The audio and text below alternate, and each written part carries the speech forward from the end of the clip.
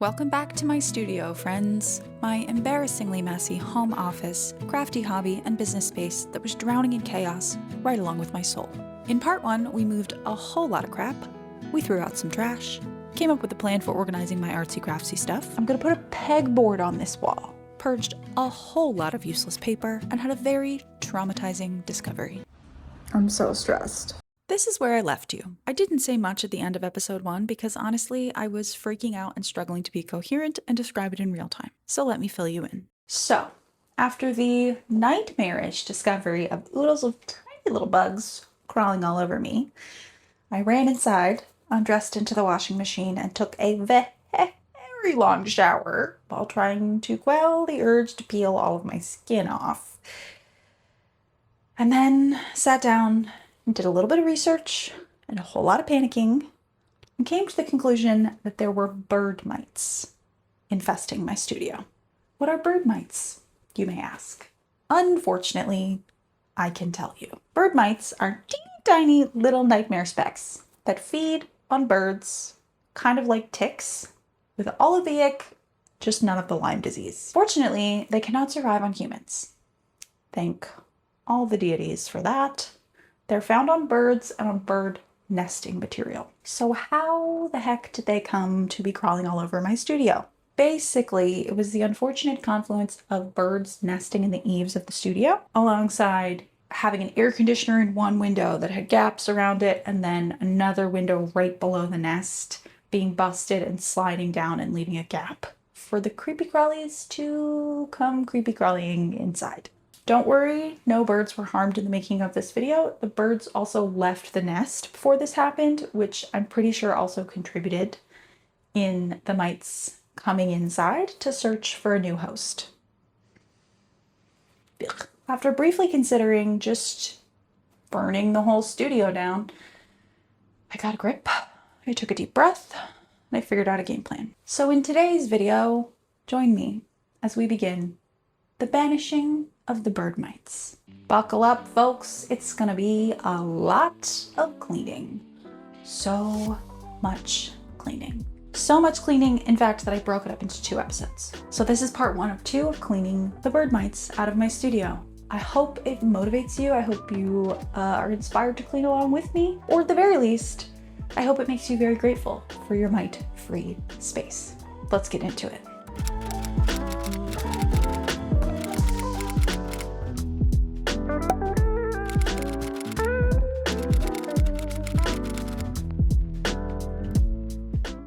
Armed with latex gloves, trash bags, paper towels, and a bottle of Windex, I ventured into the studio and approached the accursed window. This is the spot where I first discovered the nightmare specks while sitting at my desk. There was previously an air conditioner in this window, which I did not film removing because I was just trying not to panic, but it took about 2 seconds of touching the window to push it up before I had mites all over my gloves. So we definitely established the source of the problem in this corner and where I needed to obsessively clean. Starting with the curtains, which went really well. Seems right. Following the removal of the curtains, I doused this window in Windex and probably killed a few brain cells by inhaling the fumes, and wiped it down more times than I can count until I didn't see a single mite left on my paper towels or my gloves after cleaning the surface. Then I moved on to my desk, bagging anything that could be submerged, wiping down every single item remaining multiple times until I saw no more mites, and then moving each clean item to a white trash bag as a quarantine zone for further observation. Now, if we have to deal with mites, this is one of the least gross options. According to the internet, if the birds are gone, we just need to clean aggressively and wait for the mites to die off. However, I was still feeling nervous that these could be another grosser kind of mite, so I did get a sample on a piece of packing tape, and I asked our local extension office to have an entomologist make sure that these were in fact bird mites, which they did later confirm.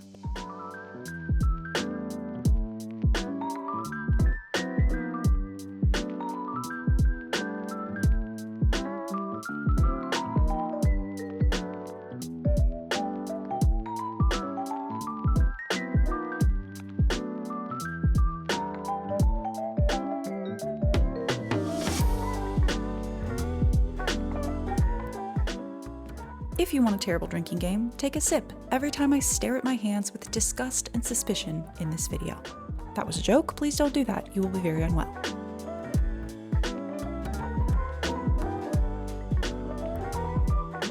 At this point, I was thinking that this situation, while super horrifying, was limited to this window and that I would be able to wipe out the whole problem with one solid, obsessive evening of cleaning. Oh, how wrong I was. Alright, you get the picture.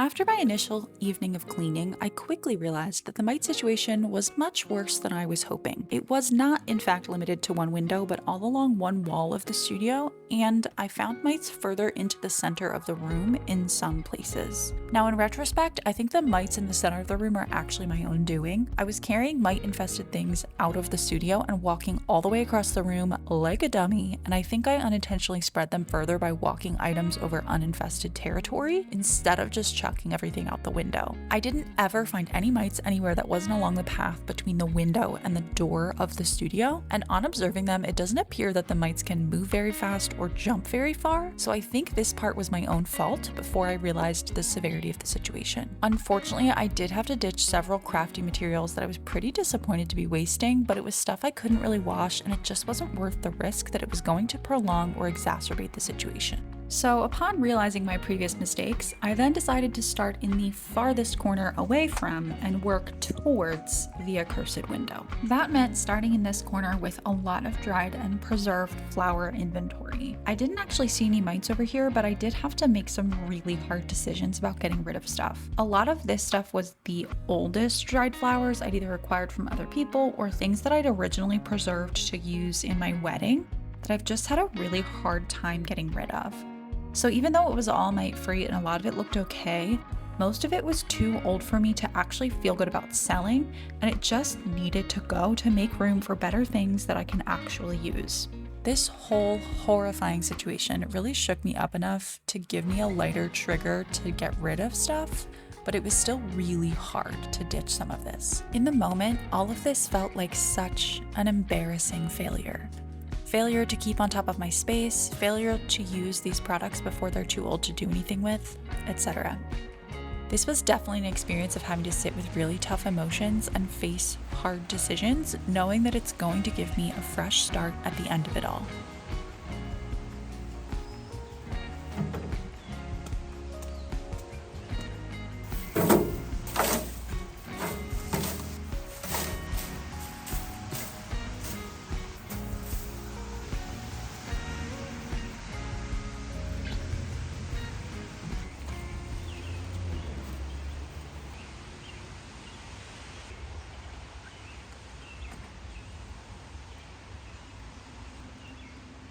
Is there anything I could do with the bouquet? You can leave it here for a second. Can you say goodbye to go? You can go for it. You can burn it. You can burn it ceremonially if you want.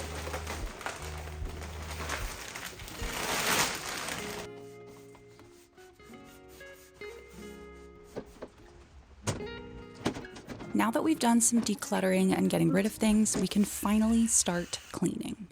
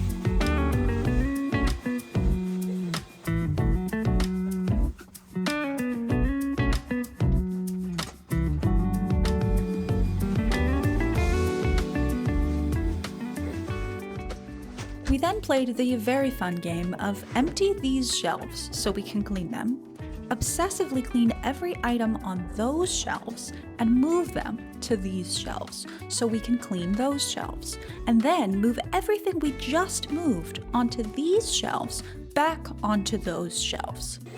0 out of 10, do not recommend unless you absolutely have to. This was the basic process we used for every part of the studio. Declutter and clear space for cleaning, bagging anything that could be put in the washing machine or submerged in a bucket of soapy water. Vacuum and sweep everything in that section. Then wipe every surface or remaining item down with Dawn and hot water. Dawn kills mites and mite eggs, so I pretty much doused every inch of the studio in it. If there was anything that couldn't get super soapy, I wiped it down with isopropyl alcohol while observing very, very carefully for any mites.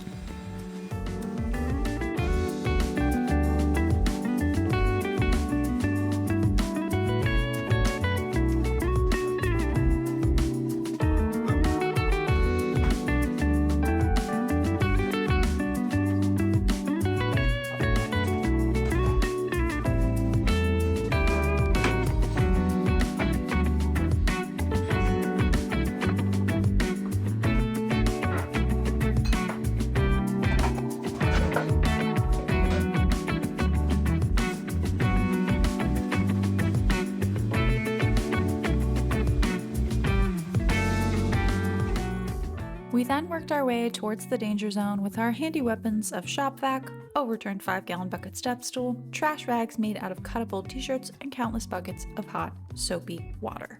While Greg finished cleaning along the wall, I worked on clearing the island so that we could use it as a safe zone for keeping stuff as needed while we were clearing out other areas of the room. One of the biggest challenges with cleaning and organizing this space, aside from me being on the verge of a mental breakdown, was trying to keep mite-free items safe from the space where we were seeing mites, while also needing to juggle stuff around the room that didn't yet have a home to make space for where we needed to clean.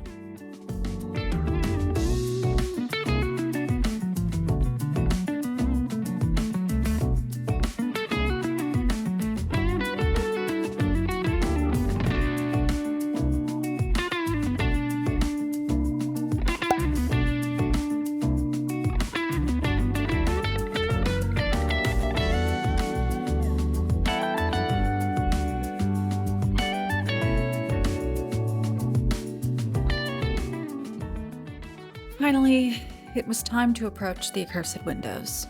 The bird's nest was in the eaves right outside and above this second window, so it was where the worst of the infestation was. I ended up trashing basically everything on this workbench that couldn't be scrubbed or thrown in the washing machine.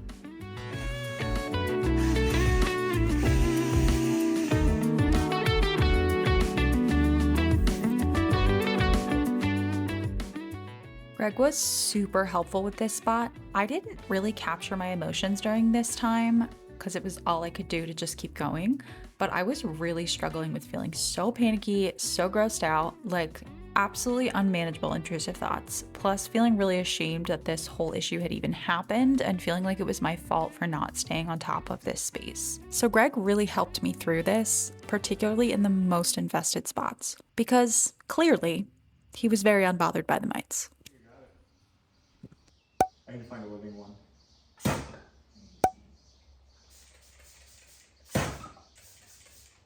I think they're very dead now. Okay, I need to find living ones. Problem is, lights are warm, so it might attract them. But like that makes sense, right? Yeah. Because like that's where the bird is. Yeah. I don't see anything on the walls.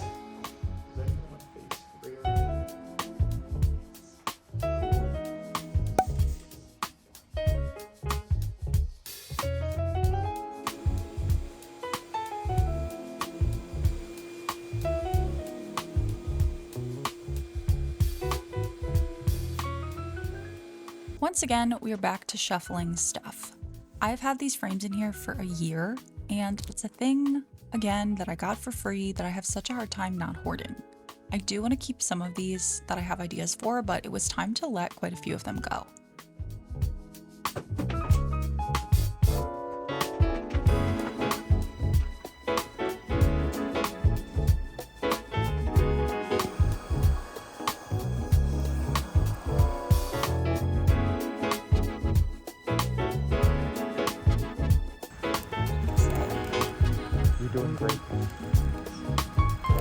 box gonna fall on us when it burns?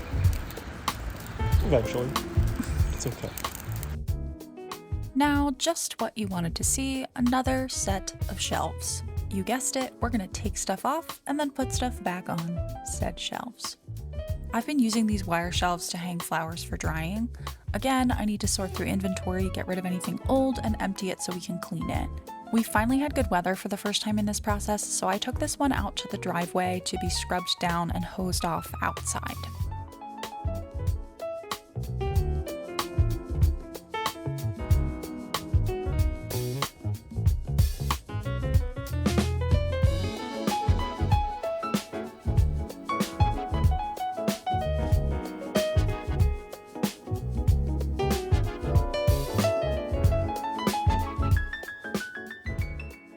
Finally, we're beginning to tackle the living room corner.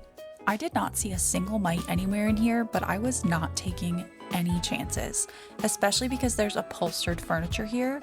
So we started with clearing everything out, inspecting everything as we went. I had a bunch of books in here as well, which I bagged for now to be put in the freezer later, just in case there was any chance of mites that I didn't see on there.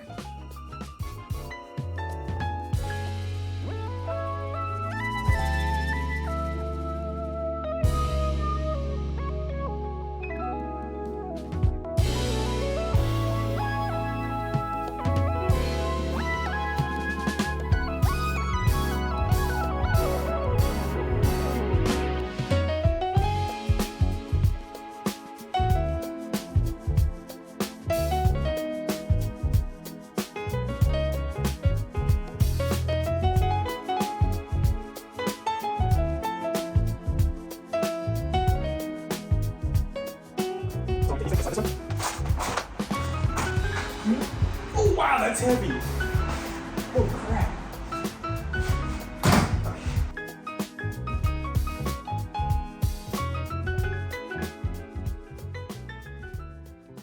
Then we completely covered the couch and the rug in diatomaceous earth.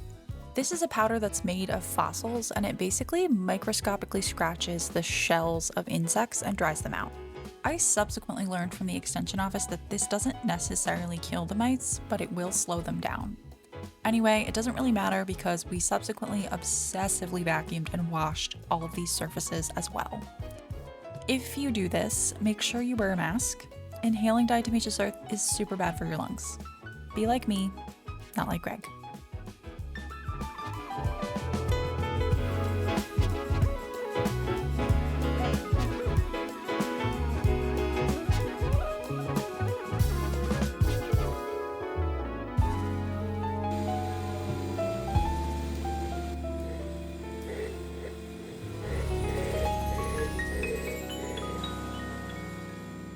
Greg really wanted to do the very satisfying job of vacuuming this off the couch, and I thought he deserved that satisfaction.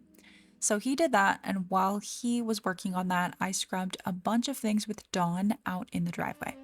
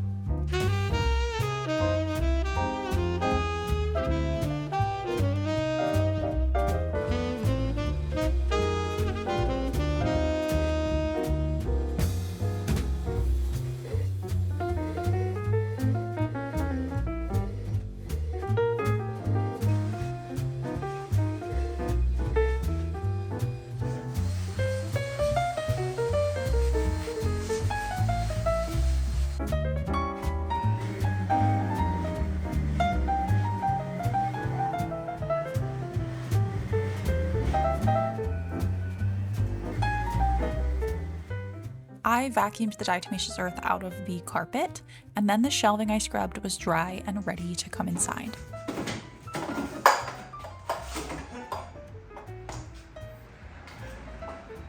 She's a strong, independent woman.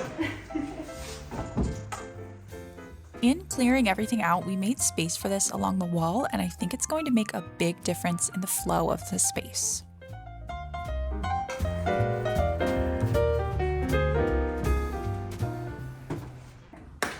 It's day 3.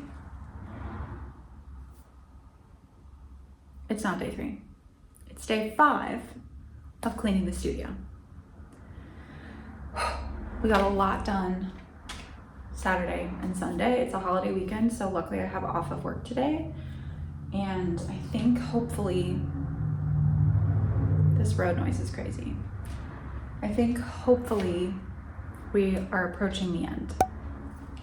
We vacuumed like crazy. Almost every square inch of this place. We dusted with diatomaceous earth, anything that was fabric, and vacuumed it up. We moved almost everything. We washed everything on the shelves. Like, we did so much stuff. I've got it on wide angle. This is where we are right now. Still chaotic, but like way, way, way better. The fight to reclaim my studio is well underway, but we still have a long way to go. I'm not having fun anymore. Hit subscribe and tune in next week to see the final vanquishing of the mites. Thanks for watching, folks. I hope you enjoyed this video more than I enjoyed living it. Until next time. Alright, this is not too bad. I've only found one that's alive.